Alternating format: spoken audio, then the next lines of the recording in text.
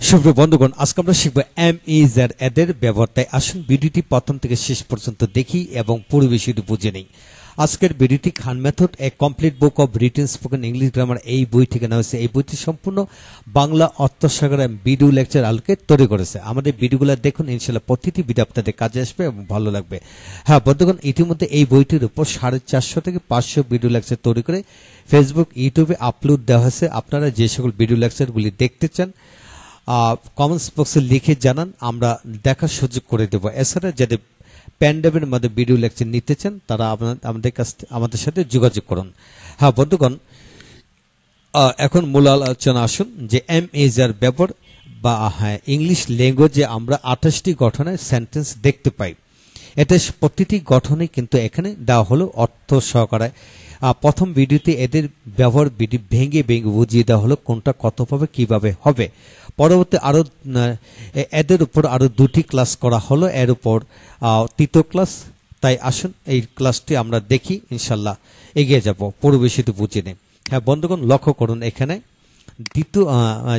তৃতীয় ক্লাসে আমরা এই বিষয় থেকে অর্থাৎ এ থেকে আমরা এই বিষয়গুলো শিখলাম। লক্ষ্য করেন এখানে BCD। দ্বিতীয় ক্লাসে আমরা BCD শিখলাম। আজকে আমরা শিখব ই থেকে আমরা এফ পর্যন্ত পুরো ব্যবহারটা আমরা এখান থেকে শিখে নেব। লক্ষ্য করেন এখানে যেমন সাবজেক্ট ব্যক্তিবাচক এম ইজ আর ভার্বের সাথে ভার্বের পাস্ট পার্টিসিপল ফর্ম কিভাবে পড়বেন।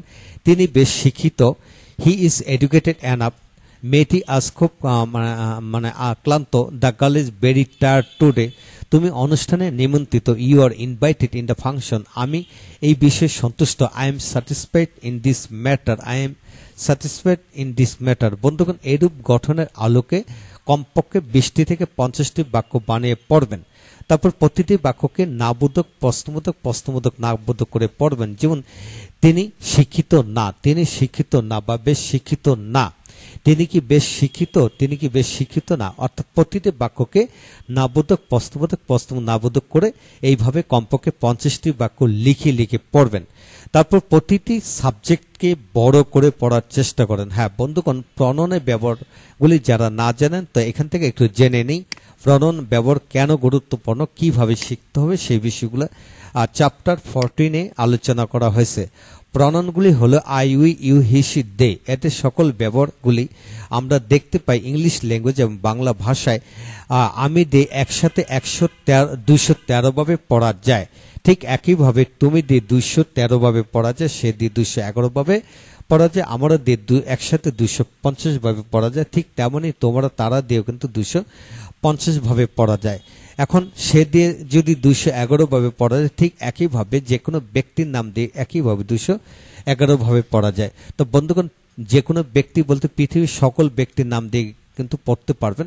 এছাড়া যে কোনো ব্যক্তির পদবি দিয়ে কিন্তু শিক্ষক, ছাত্র, মা বাবা, ভাই বোন, যে কোনো সাবজেক্টের মাধ্যমে কিন্তু 213 ভাবে পড়া যায়। বিশ্বাস রাখুন। আর প্রণয়নের চ্যাপ্টারটা আপনারা এদের উপর ভিডিও লেকচার দেওয়া হয়েছে, উক্ত ভিডিওগুলো দেখতে থাকুন। এইভাবে সাজিয়ে গুছিয়ে দেওয়া হলো, প্রতিটাকে বাক্যাংশের মাধ্যমে দেখানো হলো, পরবর্তীতে আবার বাক্য দিয়ে বুঝিয়ে দেওয়া হলো, একাধিক বাক্য দিয়ে। তাই বন্ধুগণ, উক্ত ভিডিওটি আপনারা দেখুন, ইনশাল্লাহ প্রতিটি ভিডিও থেকে আপনারা নতুন নতুন অনেক তথ্য পাবেন। এখন আসুন আমরা মূল আলোচনা যাচ্ছি যে এখানে হৈহব, হহন দিয়ে এখানে 7 থেকে 8টি গঠন প্রণালী আছে। প্রত্যেকটা গঠন প্রণালী আমরা মানে আলোচনা করেছি প্রথম ভিডিওতে। আজকে আমরা শিখতেছি এইখান থেকে, অর্থাৎ ই থেকে বাকি অংশগুলো পড়তেছি। শেষ পর্যন্ত ভিডিওটি দেখুন। তো এখানে মূল কথা হলো আমি দিয়ে 213 ভাবে পড়া যায়, অর্থাৎ সাবজেক্ট বড় করে আপনারা পড়বেন, এটাই সত্য। এইভাবে চ্যাপ্টার 14 থেকে পুরো বিষয়টি বুঝে নেন। এখন আসুন আমরা সাবজেক্ট 2+ ভার্ব, তারপর মানে এমিজের পরে এখানে নাউন অ্যাডজেক্টিভ, অর্থাৎ ইজ, নাউন, অ্যাডজেক্টিভ দিয়ে কিভাবে পড়বেন। লক্ষ্য করুন, সংবাদপত্র পড়া একটি ভালো অভ্যাস। To read news paper is a good habit. অপরকে উপদেশ দেওয়া খুব সহজ। To give advice other is very easy. ইংরেজি পড়ানো আমার শখ। To teach English is my হবি। গরিবদেরকে সাহায্য করা সকলের দায়িত্ব। To help the poor is the duty of all বা ফর অল। তো বন্ধুগণ, এইভাবে যে কোনো ভার্বের পূর্বে টু বসে এইভাবে আপনি হাজার হাজার বাক্য তৈরি করতে পারবেন। অর্থাৎ ধরে নেন আপনার শিক্ষক 10,000 ভার্ব দিল, 10,000 ভার্বের পূর্বে কিন্তু টু বসে এইভাবে বাক্য বানায় পড়তে পারবেন ইনশাল্লাহ। তাই এইভাবে পড়ুন এবং প্রতিটি বাক্যকে হাবুদক প্রশ্নবোধক করে পড়ুন, ইনশাল্লাহ এগিয়ে যাবেন। তারপর আসুন জি নাম্বার। জি নাম্বারটা হচ্ছে সংবাদপত্র পড়া একটি ভালো অভ্যাস। এটা এবং এটা একই রকম বাক্য, কিন্তু এখানে হলো জিরান মানে প্রেজেন্ট পার্টিসিপল যুগে পড়বেন। অর্থাৎ ওই আইনজিত ভার্ব ইজ নাউন অ্যাডজেক্টিভ দিয়ে পড়বেন। যেমন reading news paper, reading news paper is a good habit. সংবাদপত্র পড়া একটি ভালো অভ্যাস। অপরকে উপদেশ দেওয়া খুব সহজ। Giving advice other is very easy. ইংরেজি পড়ানো আমার শখ। টিচিং ইংলিশ ইজ মাই হবি। হ্যাঁ বন্ধুগণ, এইভাবে ধরে নেন আপনাকে 10,000 ভার্ব দেওয়া হলো, প্রতিটি ভার্বের সাথে আইএনজি যোগ করে এইভাবে বাক্য বানিয়ে পড়তে পারবেন। হ্যাঁ বন্ধুগণ, এইভাবে বাক্য বানিয়ে পড়তে থাকুন। কমপক্ষে 50টি বাক্য বানায় পড়বেন এবং উক্ত 50টি বাক্যকে নাবোধক প্রশ্নবোধক প্রশ্নবোধক নাবোধক করে পড়বেন। এইভাবে পড়লে আপনি সমস্ত জীবনের জন্য আইএনজি যুক্ত ভার্ব দিয়ে কিভাবে বাক্য তৈরি করতে হবে সেই বিষয়টা আপনার রপ্ত হয়ে যাবে। এছাড়া তো দিয়ে একই মানে বাংলা বাক্য একই, ইংরেজি হলো ভিন্নতর। হ্যাঁ, এইভাবে মিলে পড়বেন। এখন আসেন বাকি অংশ আমরা পরবর্তী অংশ থেকে দেখে নিই। লক্ষ্য করেন এখানে বাকি অংশ হলো এইচ এবং আই। এই বিষয়টা আমরা একটু দেখি কিভাবে হলো। লক্ষ্য করুন, যেমন it is noun adjective two plus verb. যেমন সংবাদপত্র পড়া ভালো একটি অভ্যাস। It is good habit, it is a good habit to read news paper. বলা সহজ তবে করা কঠিন। It is easy to say but difficult to do. ইংরেজি পড়ানো আমার শখ। It is my hobby to teach English. It is my hobby to teach English. গরিবদেরকে সাহায্য করা সকলের দায়িত্ব। It is the duty of all to help the poor.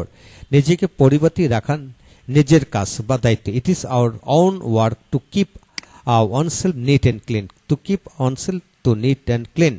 সকল বলা হাঁটা স্বাস্থ্যের জন্য ভালো। It is good for health to walk in the morning.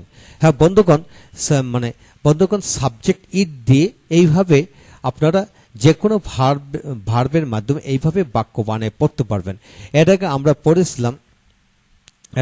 পড়েছিলাম এর আগের পৃষ্ঠা থেকে আমরা পড়েছিলাম। এখানে লক্ষ্য করুন এফ জি এবং এইচ গঠন বাংলা বাক্য একই, কিন্তু ইংরেজি বাক্যের গঠন তিনটি।